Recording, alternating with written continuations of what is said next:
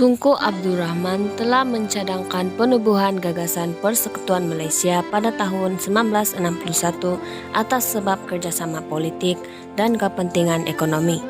Cadangan beliau menjadi realiti apabila Persekutuan Malaysia yang terdiri daripada Persekutuan Tanah Melayu, Singapura, Sarawak dan Sabah dibentuk pada 16 September 1963. Persekutuan Malaysia dibentuk berdasarkan faktor politik, ekonomi dan sosial. Pertama, reaksi Persekutuan Tanah Melayu. Persekutuan Tanah Melayu melihat pembentukan gagasan Tanah Melayu sebagai usaha murni untuk membantu dan memimpin negeri-negeri anggota. Parti politik di Tanah Melayu menyokong cadangan Tunku Abdul Rahman dan menerima prinsip gagasan Persekutuan Malaysia.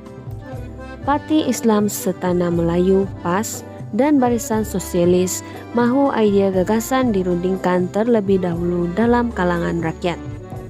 UMNO menyokong penggabungan dengan Sabah, Sarawak dan Brunei tetapi tanpa Singapura.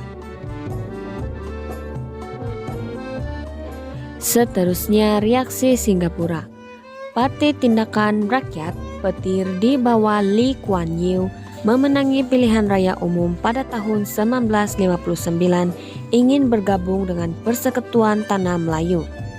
Perpecahan dalam Petir berlaku berikutan perbezaan fahaman politik antara ahli berpendidikan Inggris dan ahli berpendidikan Cina.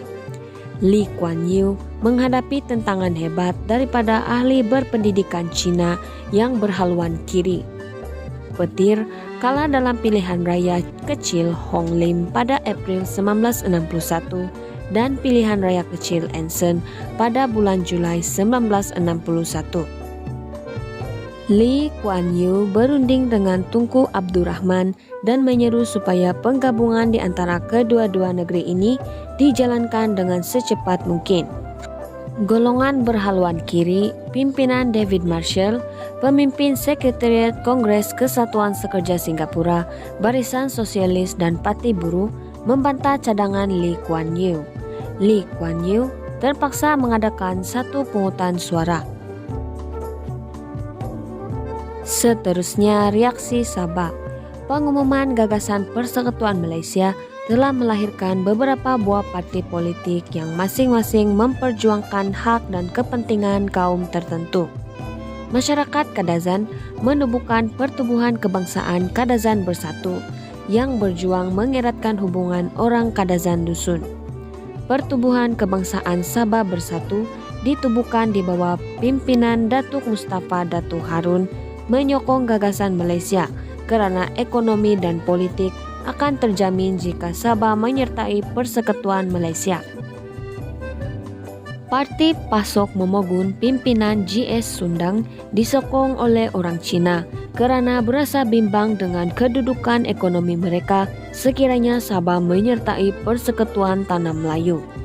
Parti Bersatu dan Parti Demokratik membentuk Persatuan Cina Sabah dengan tujuan menjaga kepentingan masyarakat Cina di Sabah. Selain itu, reaksi Sarawak. Parti Rakyat Bersatu Sarawak bimbang Sarawak dan Sabah akan dikuasai oleh Persekutuan Tanah Melayu. Parti Kebangsaan Sarawak pimpinan Stephen Kalong Nikan menentang pembentukan Persekutuan Malaysia dan menamatkan penentangan apabila menyertai Parti Perikanan Sarawak pada tahun 1963. Parti Negara Sarawak menentang pembentukan Malaysia pada awalnya, tetapi memberi sokongan apabila sedar dan manfaat ekonomi Sarawak yang diperolehi.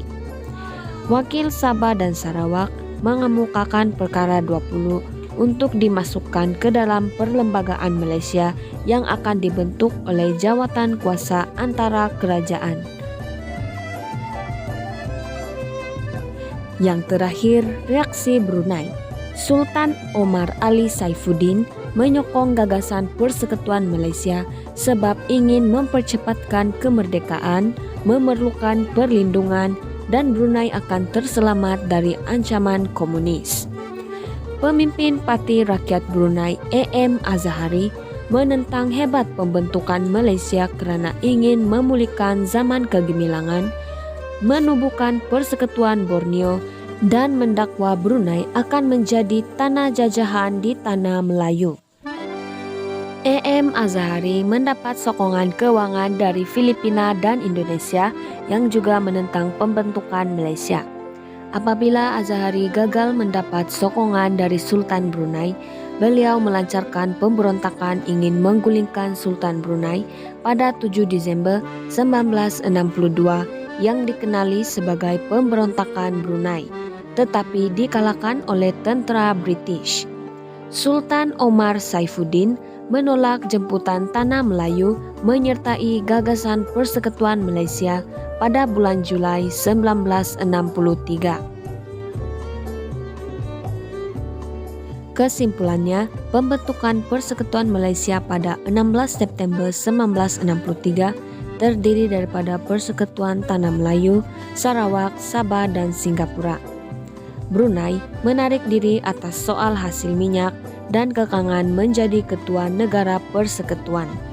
Pembentukan Malaysia memperlihatkan usaha ke arah mempercepatkan kemerdekaan dan kepentingan ekonomi negeri-negeri anggota.